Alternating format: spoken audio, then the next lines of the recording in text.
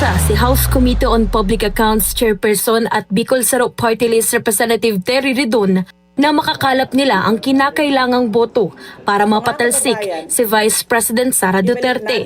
Ayon sa kongresista, sapat ang laman ng impeachment complaints para makuha ang 106 na boto ng mga kongresista para maiakyat ang reklamo sa Senado. Tiwala ang mambabatas sa ebidensya, kabilang ang ulat ng Commission on Audit sa umano'y paggamit ng bise ng confidential funds.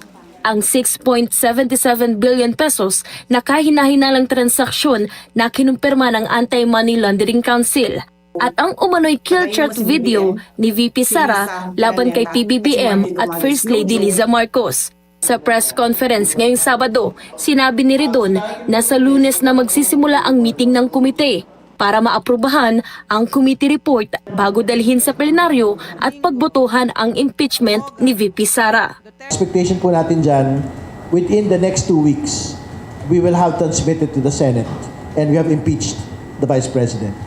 Iginiit naman ni Ridon na hindi dapat sabay na kune-question ng kampo ng Vice Presidente sa Korte Suprema ang impeachment process habang sinasabing handa silang humarap sa Senate trial.